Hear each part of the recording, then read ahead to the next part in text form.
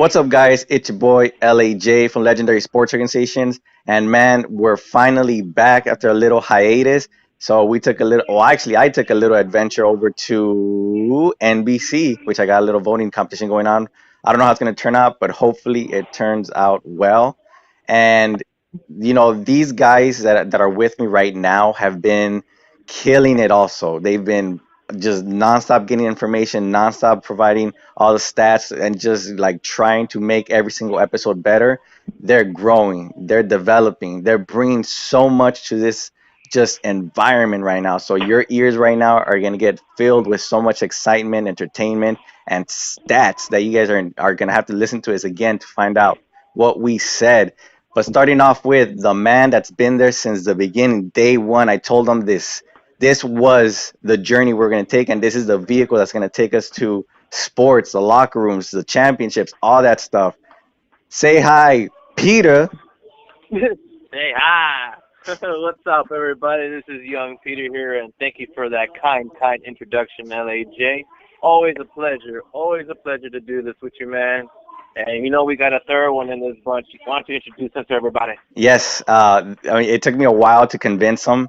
He was a little hesitant, but you know what? Once he finally got on board, he's brought so much knowledge. NFL, me and Peter combined can't even uh, can't even add combat half of his knowledge to the NFL, and he's bringing so much information also for the NBA and the MLB. And I'm happy to introduce and have alongside Marvin. Say hi to everybody. Hi, everybody. Man, so What's up, that's everybody? How's everyone doing today? so Well, man. We know we got a lot to talk about within this time, man. So, hmm LAJ, what we started off with, man? yeah, man. You know what? Right now, so much is going on in sports. The NBA season, we're gonna get into that later. Media day just passed. MLB is closing out, and it's a wild, wild race. That's gonna be for another episode. But right now, so much is going on with the NFL. We're in week three. And Marvin, as always, hit us with whatever you got. My body is ready to receive your information.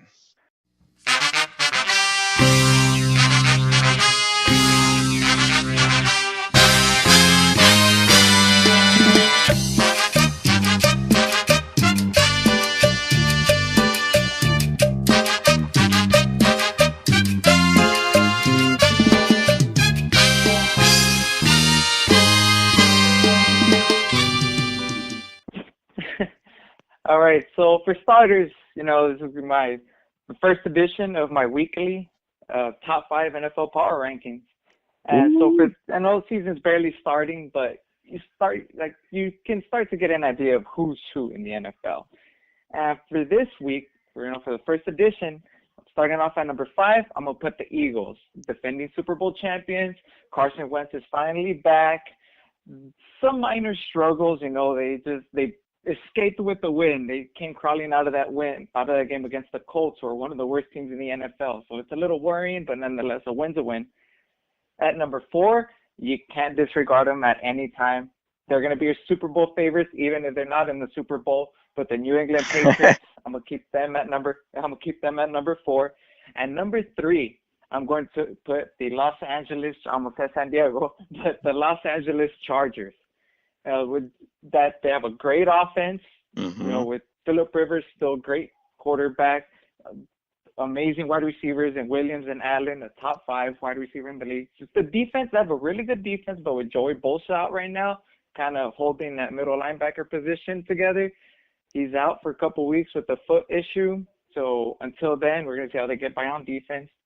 And my number one and number two, it's by a hair. It's Oh, definitely, you can put them either way, and I'll be perfectly fine. But I'm going to put the Chiefs at two and the Rams at one. The reason I'll damn. put the Rams at one is because their defense. The Chiefs, we just saw Patrick Mahomes. He broke the record for the most touchdown passes within the first three games of the season. He put up 13, and great offense. With Kareem Hunt and Tyreek Hill, those weapons are insane. And now they added Sammy Watkins in the offseason, so that offense is just putting up astronomical numbers. but their defense is suspect, which is why I put the Rams at number one. Rams are all around a more stable. They're an all around better team, like defense, offense. As to where the Chiefs, they had to put up big points because they're letting their opponents put up big points. Mm-hmm. Mm-hmm. Well, here I have a couple of questions, Marv. So, do you still rank the Rams number one, or is this before the key injuries to Marcus Peters and a key? Damn, I'm just gonna call him the chain snatcher. After the injuries, like, what do you think? I still put him up there number one because Peters is day to day. He's questionable. He might not play tomorrow, but if he doesn't play tomorrow, he'll be back next week for sure. As for Keith Talib, aka the chain snatcher, I know Crutchy is hiding out there whenever you say his name, but he got surgery on his ankle today. He's put on IR. That means he's out for 8 weeks, and he could potentially come back the week after that. But nonetheless, it's still a great defense. You have arguably the best defensive player in the league, and Aaron Donald. You added Ndamukong Suh, and Peters will be back at some point. If not tomorrow, or if not Thursday, then the following week for sure. Mm-hmm. But it's still a Okay. great defense. Of course they're gonna miss Talib. Talib a great corner, but nonetheless, like I said, they're a great defense. They'll hold it off, especially with that offense. We got Gurley just putting up insane numbers. You Yeah. got Jared Goff. Jared Goff, you see him taking another step up, which we thought he wouldn't be able to, but he's doing it. So they'll be fine.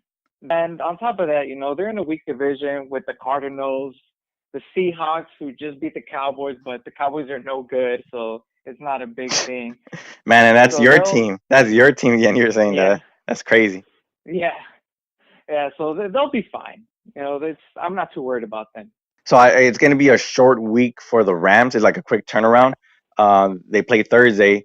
Do you feel it's going to affect them, given that they only have, I don't know, like 3.5 days off, It's definitely and the that's Vikings? that's always an issue.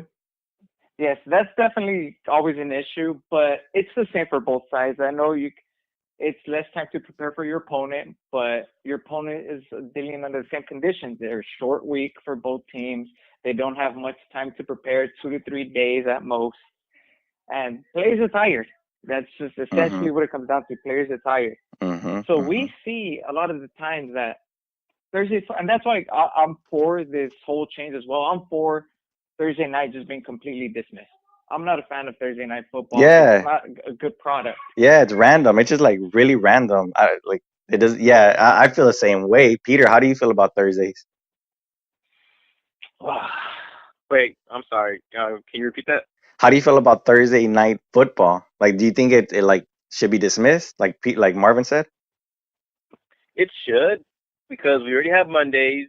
We already have Sundays, which Sundays is pretty much like that's it. Like it's football day. Don't Mm-hmm. bother me. It's the NFL. Get out of my face. Oh, hey, But Thursday, you and Marvin, I haven't. you and Marvin on the same boat. Sunday, Yeah, yeah. fires going on inside the house, and you guys are, I don't know, you guys aren't leaving the house until the game, until Sunday's over. Oh, of course. I'm telling you, the NFL owns Sunday. Yeah, Had yeah, opinion. They own it. yeah. But as far as Thursdays goes, it hasn't really been sold on me to watch a Thursday night game since a lot of the matchups suck. I mean, in the last few years, this Vikings and Rams game though, really interesting though, because Yeah. this is the Rams' first test Yep. of a legit defense over in Minnesota. Mhm. I don't know, Mark. I'm kind of like, okay, if you gave out those kind of matchups on Thursdays, then I'll watch. Mhm. Mhm. But no, I don't agree with having a Thursday, especially with a short week's rest and all the stuff we hear about injuries and whatnot. Yeah. You wanted me to go there. Yeah, absolutely. Absolutely. So here's another thing, and this is something that Peter brought to our attention. So the Cleveland Browns, I guess they thought those beers would never be open, but who saw that coming? Who saw the Cleveland Browns beating the Jets? Anybody? Uh, no, I would say I'm a Baker Mayfield guy now. Yeah. Yeah. And man, I couldn't even tell you going into his first game and then doing what he did. Like I wasn't even expecting him to win because New York looked like they had that game in control. But mind you, that now Marv, You agree with it or not? That was your Thursday night, game. The New York Jets versus the Cleveland Browns. Like really? I at first it was horrible. I saw a punch show. Like no one was scoring until finally Isaiah Crowell decided to use the football as a toilet paper and then decided to pretty much throw shade over his own team. So now when I saw the Baker Mayfield show near the end of the second half, I was like, oh, okay. And Yeah, I wanted to watch the rest of that game. and that's why I asked. Like, Like, especially hearing it, especially seeing it on Twitter with everything going on. yep, This guy, they ran the Cleveland all of a sudden. I'm like, wait, what? The Cleveland, what's that? yeah, yeah. And I saw the highlights, and I'm like, I need to see this game. And at that point, I had already left the what do I call it? The The bar. I want to say the bar, but that's the place where I wasn't watching the game anymore. So But you know what? And I felt like the Baker Mayfield being on that team, and as soon as he came out, he would do something. That's why I asked him the first. I remember the first week we did a recap of the NFL. I asked like, what's up with Baker Mayfield? I mean, they didn't necessarily need him, like desperately need him, but as soon as he came in, it was like a jolt of electricity for the Browns, and I think they're gonna ride that thunderbolt to something pretty good. I don't know. What do you think, Marv? Well, Hugh Jackson, the head coach of the Browns, just he came out saying that Baker's going to start. He's next week's starter, Mm-hmm. Okay. and I agree with that. It looked like he was ready. The Jets are they're not great, but they're a good defense. Jamal Adams and company, they're making noise, but Baker Mayfield, like he just tore them apart. Tore them apart. It Mm-hmm. wasn't like it was just bad defensive plays. Like the defense was playing good, but he was getting the ball in the smallest of windows, and he really, as I mentioned many times, even before the NFL draft, like I thought Baker Mayfield was going to have the best career coming out of that draft class, Yeah, I remember that. I remember and that. but even I was surprised. I thought he would sit down this year and he'll be ready to go next year, but he came out swinging, and Cleveland Browns have a lot to look forward to in this year. Yeah. Yeah. That's what like a if there's no Cleveland curse or something like that, that's like a Oh ten yeah, year a 10 year like quarterback or a 10 year franchise player, like, more or less, right? yeah. He's if he works out, he's 10 to 15 years, Cool. Cool. I mean, which is in timeline with their defense. yeah, Just yeah. they could use some more offensive weapons. I know they just picked up like, excuse me, I can't remember his name, but they just picked up a tight end this year as well with one of their first round draft picks. But definitely the that whole team's timeline is coming together very well, and they have a Imagine bunch of first round picks. for me personally, I remember a while back. I don't know if you guys remember, but the Charlotte Bobcats, that's what the name back then. They couldn't buy a win. Like there was, I think there was a time, them or the Cleveland Cavaliers, there was a time where they were on a 33 game losing streak or something like that. It was just like disgustingly bad, and I was scared. I was worried that the first win was gonna come against the Lakers, and that's like embarrassing. Like you lose to everybody, lose to whoever you want, but you do not lose to a team that no matter what they do, they're gonna win. And honestly, if I'm a New York Jets fan right now, I, that loss is gonna be the like you could lose 20 Super Bowls in a row. I'm always gonna remember the loss to the winless Cleveland. Oh my God, Cleveland Browns. They couldn't even get a win for whatever reason. But so here's the thing: a lot of people are worried about another kind of Southern California, Los Angeles team, and that's a team that's moving to Vegas, the Raiders. How worried should Raider Nation be about the situation, the win list, and just the whole down spiral of the Raiders? They of course you have high expectations, especially you have Derek Carr, Mari Cooper. The defense isn't too bad. It's not great. It's not good, but it's not too bad. It can hold you up as long as your offense does something, especially with Chucky or John Gruden as your head coach. He's an offensive guru, so you'd expect that offense to be explosive, and it's not. But as I stated last time, John Gruden said himself, this is a rebuild, and the Raiders have to rebuild.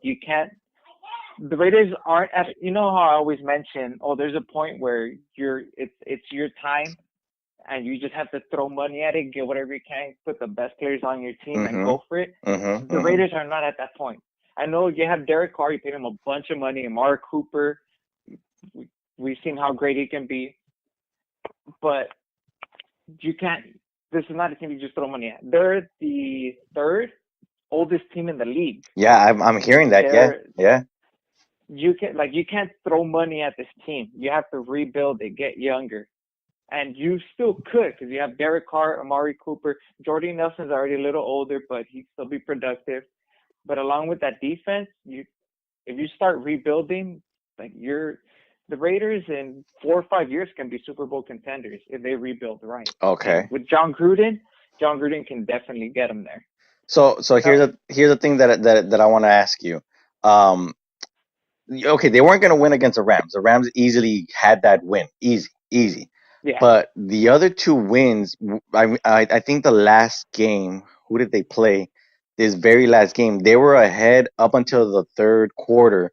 They had like a 14-point lead in halftime. In the fourth quarter, they gave up 14 points alone.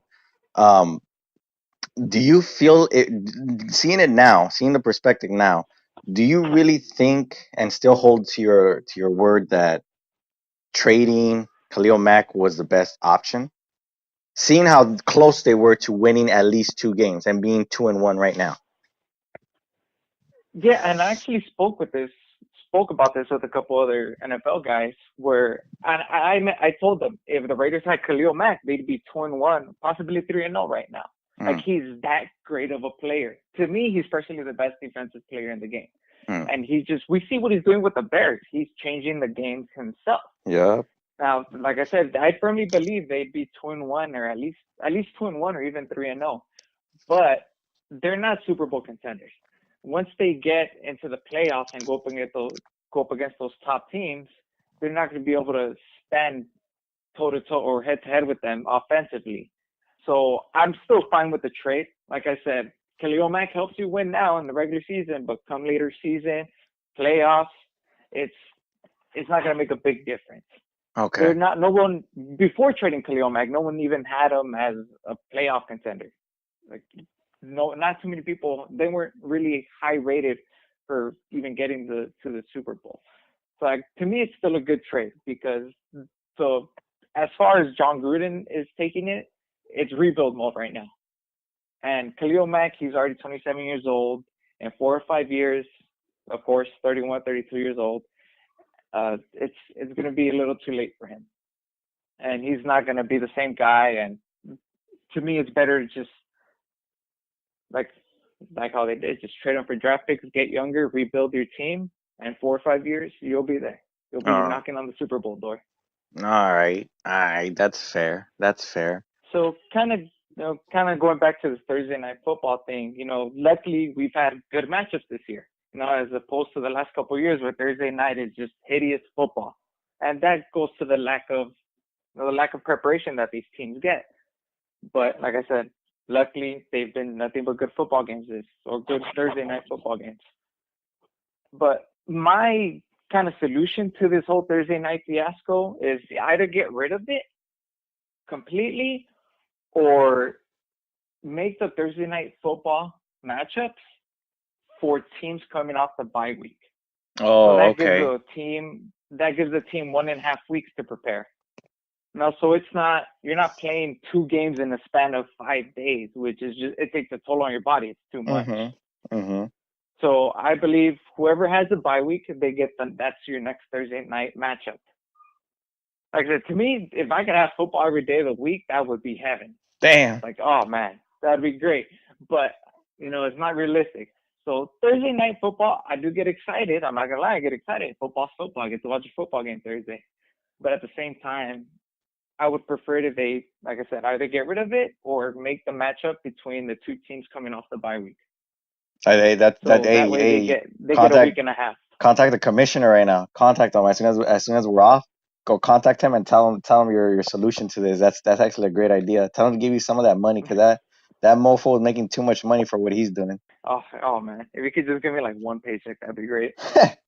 So now a quick little recap of kind of like the big stories this year. I mean this week. But as we saw, the Browns kicker Zane Gonzalez just bad day, bad year, bad start off to the year. He kind of, even though they tied the game, he cost them the win against the Steelers week 1. Last week, he cost them the oh no, yeah, last week, no, the previous week, week 2, he cost them the game. They lost, and he missed 8 potential points, and they lost by 3. Oof. Oh And god. then they replaced them, and those fans couldn't have been happier when the new kicker walked out that tunnel. That was pretty funny to watch. But now, as you know, going back to the Browns, they got their first win in over a year, in 635 days to be exact. Their first win Damn. in 635 days. So those people were happy to get that win. The Another beer. big news, All yeah, those vending another big machines that shock. opened up. Oh yeah, another big shock is the Vikings. The Vikings just got destroyed by the Bills with their rookie quarterback Josh Allen. Now Vikings, they boast about their defense. That's that's the Vikings thing, is their defense. And Josh Allen, the rookie quarterback, nonetheless, just tore them apart. And this guy was electric. If you guys didn't watch that game, watch some of the highlights. This dude was putting on a show, hurling over Mm-hmm. linebackers, and oh, it was amazing. Mm-hmm. And the prior week, concerning the Bills, but the prior week was cornerback Vontae Davis called it quits and retired at halftime. The team was getting beat up, and at halftime he just said, "I'm out." He retires, didn't talk to anyone, just left. So that was very interesting. I've never seen that in my life. I've heard it from many people who have been on this planet twice as longer than me, and they've all said like nothing like this has ever happened in the history of sports. What do you guys? What's your take on this? Because uh he kind of gave the excuse of, like I, he said that they were beating me, and physically I couldn't do it, mentally I'm out of it. He says like my time is here, my time has come, and we hear that often. Like, to be fair, we hear that from a lot of athletes who retire. They say, like we know that when it's time, it's time. But in the middle of a football game, yeah, literally in the middle of the football game. For me personally, I like the reactions.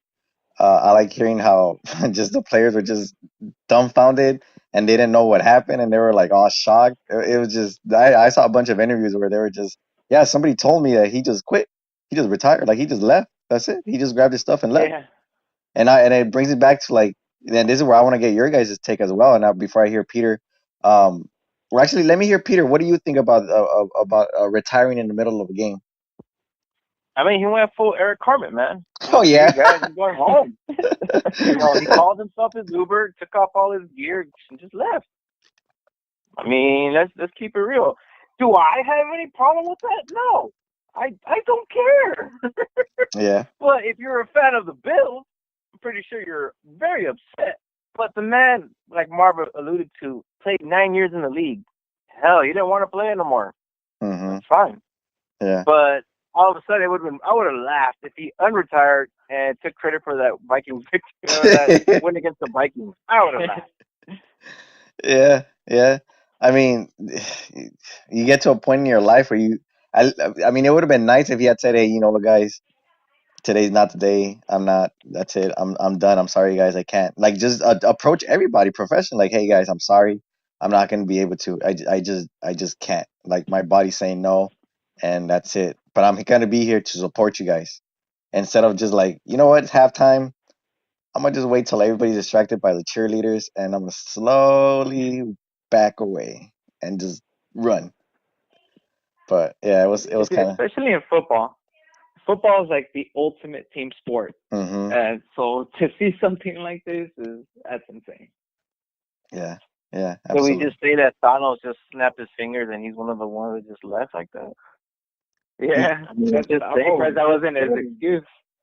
Possibly the even bigger news, or actually to me the biggest news of the week, is quarterback of the San Francisco 49ers, Jimmy Oh, Garoppolo. So he got carted off the field, and come Monday, they did an MRI, and it turns out that he did, in fact, get a torn ACL, so he's out for the season. Oh, So damn, bad news for the 49ers. They didn't catch a break. Just gave him all that money in the off season, and that's it. He's damn, done for the season. damn, damn. And what do you think is gonna happen now to the 49ers? Oh, I don't want to say luckily, but or fortunately, but they weren't a contender. They were still rebuilding. They were on the come up, so it's not really going to hinder their development. Um, Jimmy G, if he comes back next year, comes back healthy. No, he's not a running quarterback. He's not a mobile quarterback. He stays in the pocket and he passes from the pocket. He never really had that threat of running out and like throwing the ball on the run. So it's less of a hinder on him than let's say someone like Deshaun Watson or Aaron Rodgers who thrive on running out of the pocket and kind of throwing off the run. But nonetheless, a torn ACL is a torn ACL. It hurts. It might affect their development, but nonetheless, I believe he'll be back and he'll be fine. We've Mm-hmm. seen Carson Wentz, who's almost the exact same style of quarterback. He came back and he played his first game last week, and it was it was hopeful. He had a hopeful game. He didn't have a great game. He didn't have a bad game, but you see that it's not affecting him mentally. We see a lot of players come back from injury and they're scared about getting their knee hit and they flinch a lot or they get scared. But Carson Wentz came back and he was perfectly fine. It's like in his mind, like if the injury never happened. So that's Mm. kind of the state of mind Jimmy Garoppolo has to come back.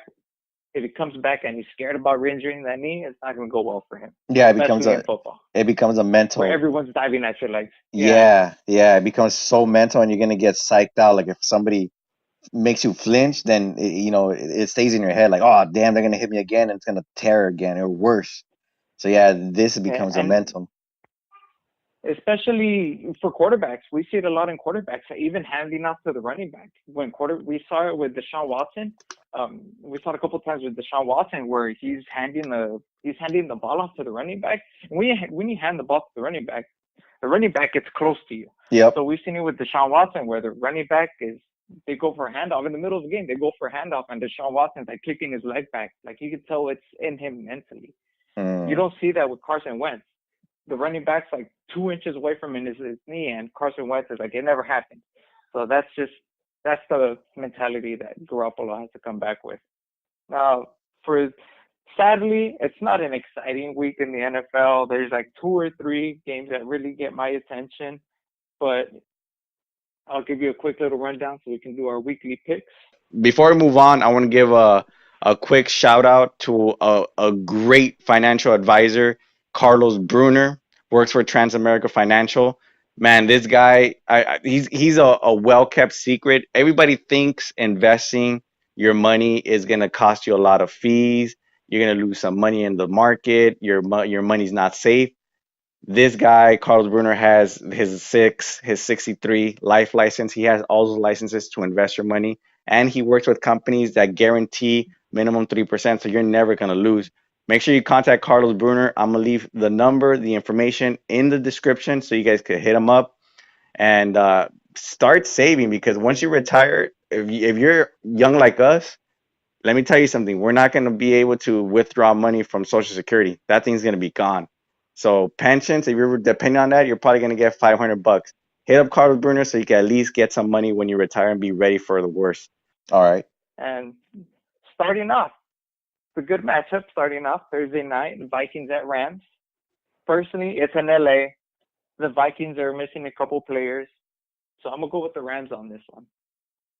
Mm, oh man, for me, I feel like that losing Marcus Peters and the Chain Snatcher is hard, but they still have a great offense and a pretty decent. I mean, without them, it's still a pretty decent defense. Yeah, I'll go Rams too. I'll go Rams too. Peter? I'm gonna go Rams just because of that front line they have. Hopefully Minnesota has a good O line, because if not, they're gonna eat them up with Aaron McDonald and Ndamukong Suh. And my gosh, just you can tell me those other guys are injured, and yet their Yeah. defense is still legit. Let's not forget about that front line. Yep. Yep. All right. So I guess we're all taking the Rams on this one. Yeah. I mean, it's not All because right. we're all Next. Knicks. I'm from LA too. Bro. All right. Next up is, it might seem a little weird, but the Dolphins are off to 3-0 start. The Patriots are off to a slow start, and it's a divisional game. And these two always put on a great game. So we have the Dolphins visiting the Patriots in Foxborough. Now the Patriots are favored by 6.5 points, and since they are playing at home. And I believe their newly acquired wide receiver Josh Gordon is going to make his debut with them. So I'm going to take the Patriots on this one, and I believe Tom Brady and Josh Gordon are going to have a field day with the Dolphins. I've been seeing a lot of video where Tom Brady has been snapping and yelling at his teammates. So I feel like there's a chemistry dilemma going on there. I'm gonna go with Dolphins on this one. Peter? All right. I'm gonna go Dolphins too. I mean, this is it. This is those games where I know they probably won't look at the magnitude of it, but if you can go 4-0 and put the New England Patriots down a peg, you do it. Because honestly, right now, I would have never expected them to be 1-2 right now. Mm-hmm. Yeah. Yeah, that's true. All right. So we got the two of you with Dolphins and me alone with the Patriots.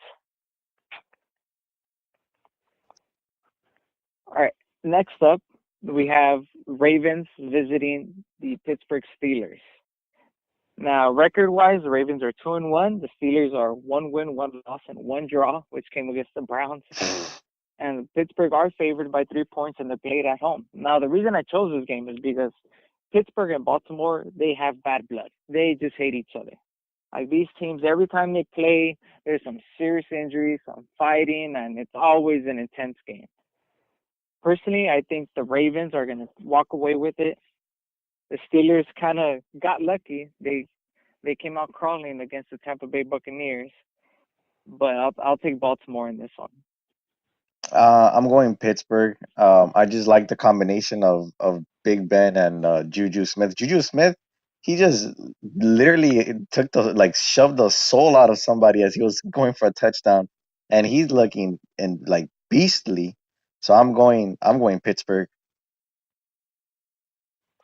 I'm gonna say Baltimore. I mean, Pittsburgh's defense is horrible. I saw that Monday night game, and I almost saw Fitzpatrick come back.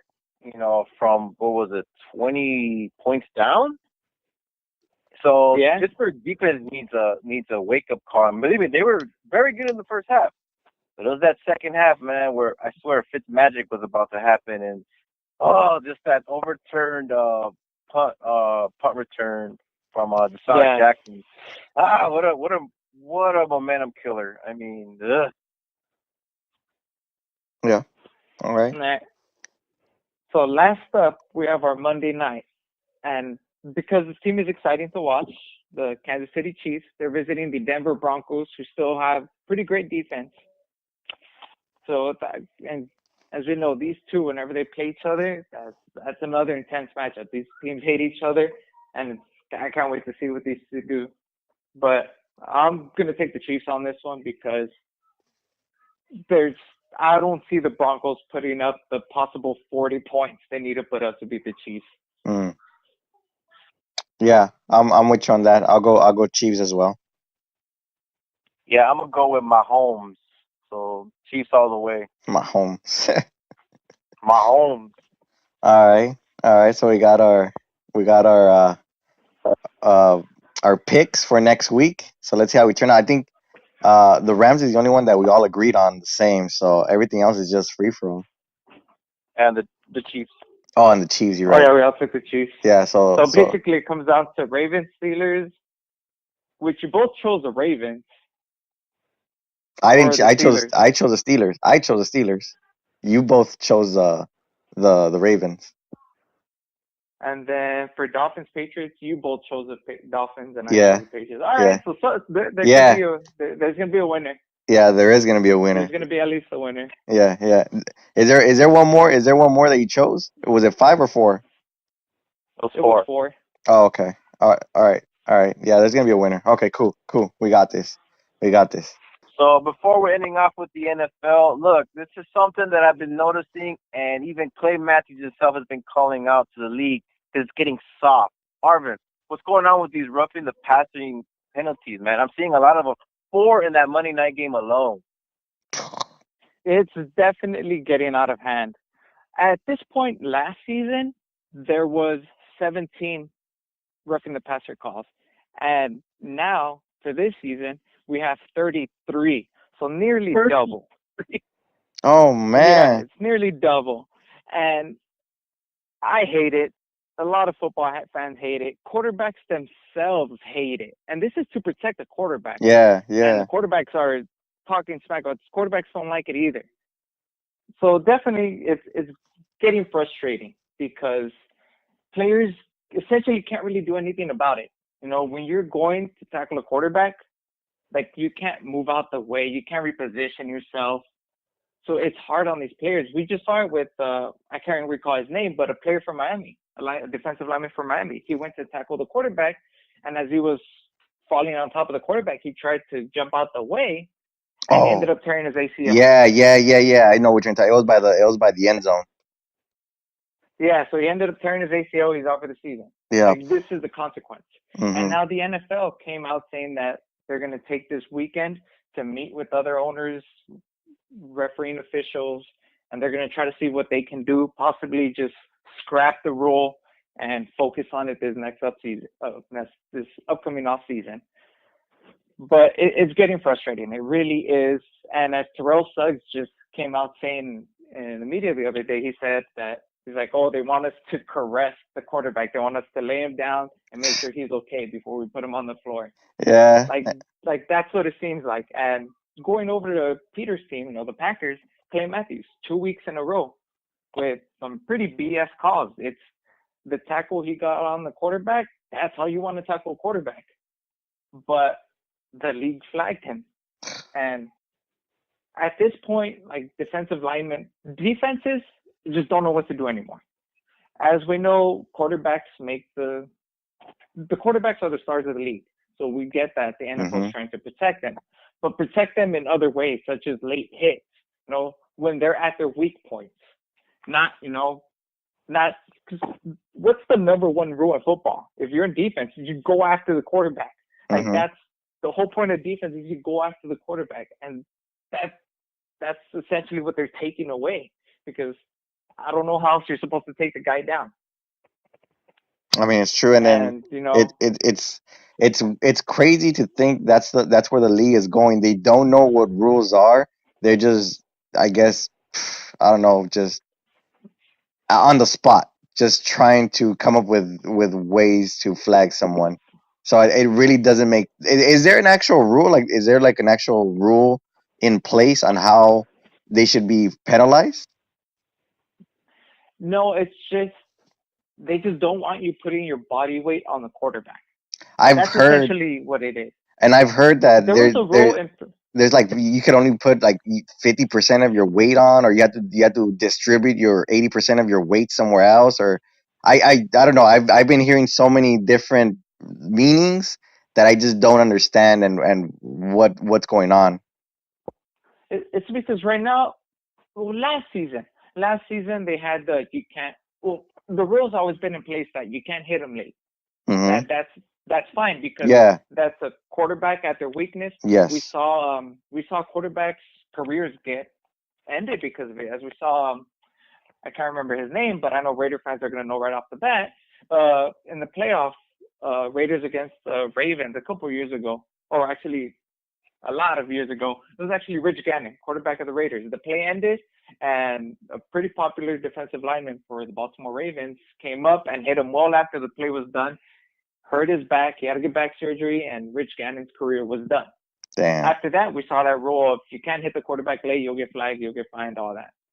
It was essentially like the Rich Gannon rule. And that's a good rule. You understand it because you see the players defenseless. There's nothing they could do, and they're at the weakest. There's nothing. They're really like at the mercy of the defender coming at them. That's it. So that's a Yeah. great rule. Yeah. And so then another rule that there's another rule that I do agree with, but there's the tossing of the quarterback. Like you can't pick up a quarterback, and they kind of they stretched it out to other players where you can't pick them up and body slam them.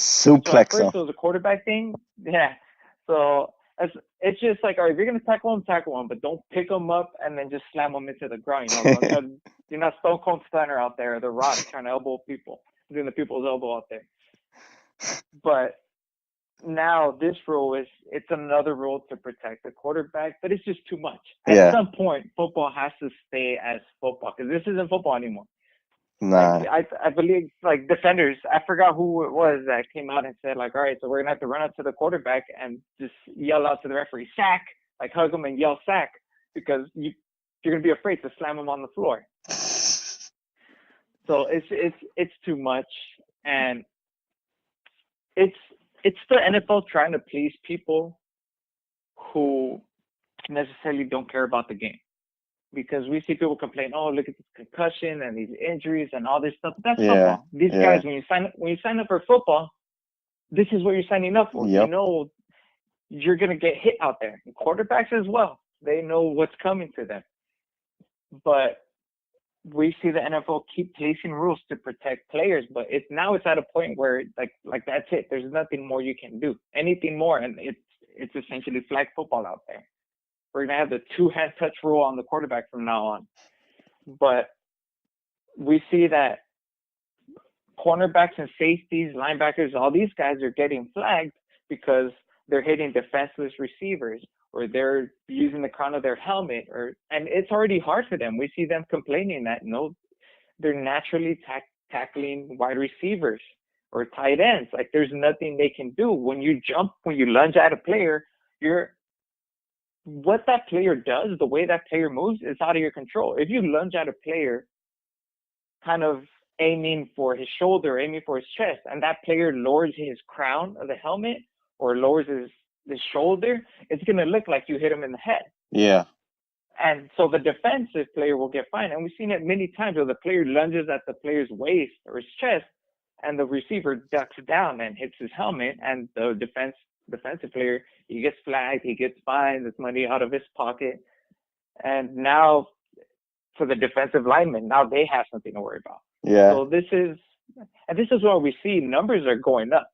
Like offensive numbers, points per game, it's all going up because defenses, they just don't know what to do anymore. They're scared.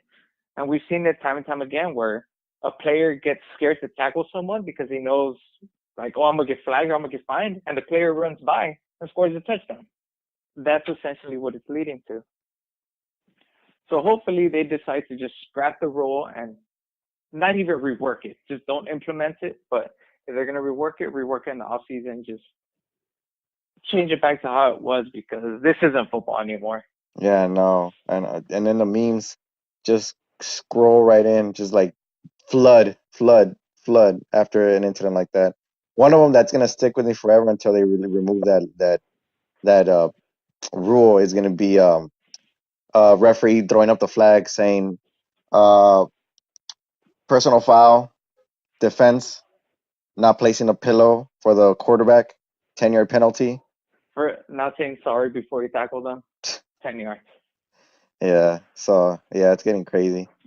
But But we'll see. We'll see what they do this weekend, and hopefully it switches it up because, oh man, it's so frustrating. And then it just happened to my poor Cowboys.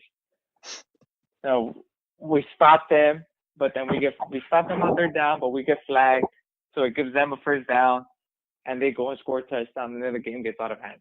yeah, pretty So it was much. a potentially, like, I'm not gonna say the Cowboys are gonna win that game because they weren't doing anything.